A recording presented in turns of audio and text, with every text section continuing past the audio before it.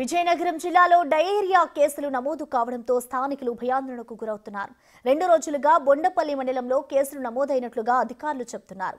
గజపతి నగరంలో 2, విజయనగరం ప్రభుత్వ ఆసుపత్రిలో మరో 2 చికిత్స పొందుతున్నట్లు వైద్యులు చెబుతున్నారు. మరోవైపు డయేరియా లక్షణాలు ఉన్న వారికి గ్రామంలోనే చికిత్స అందిస్తున్నారు. బిల్లలవలస గ్రామాన్ని జిల్లా వైద్య ఆరోగ్య శాఖ అధికారి సందర్శించి పరిస్థితులను సమీక్షించారు.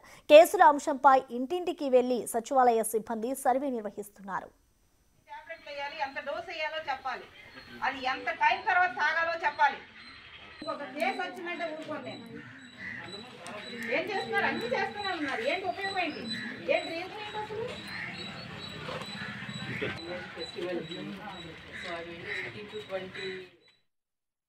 పిల్లల వలస గ్రామం సంబంధించినంత వరకు డయేరియా అనేది మాకు ఇన్సిడెన్స్ అనేది మా నోటీస్లోకి వచ్చింది. 17వ తారీఖు నుంచి స్టార్ట్ అయిందని చెప్పేసి నైట్ నుంచి ఈవినింగ్ నుంచి స్టార్ట్ అయింది. అందులో 3 కేసెస్ వచ్చినాయి.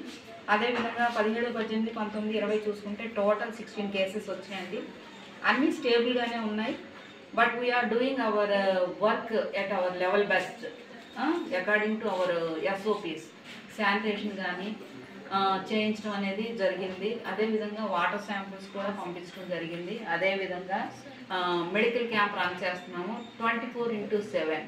మా RRT టీమ్స్ కూడా వీధిలో తిరిగి ఇంటర్పర్సనల్ కమ్యూనికేషన్ అనేది చెప్తూ అమ్మ ఎలా ఉండాలి, కొంచెం ఇన్సిడెంట్స్ వచ్చింది కనుక ఈ నేపథ్యంలో ఇంటింటికి వెళ్ళి ఏమి జాగ్రత్తలు తీసుకోవాలి, ఎలా ఉండాలి, ఎలా తినాలి, ఎలా తాగాలి, వేడివేడిగా తినండి, కాచి చల్లార్చి నీళ్ళు తాగండి, దయించి అందరూ కూడా కేర్ఫుల్గా ఉండండి అమ్మా అని చెప్పేసి వీళ్ళందరికీ కూడా చెప్పడం అనేది జరిగింది.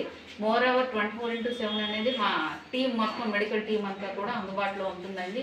ఎవరు బాధపడద్దు, భయపడాల్సింది అసలు లేదు. కేసెస్ అన్నీ కూడా స్టేబుల్గా ఉన్నాయి. నేను ఇక్కడికి వచ్చి పర్యవేక్షించాను. ఇంకా వాళ్ళకి కావాల్సిన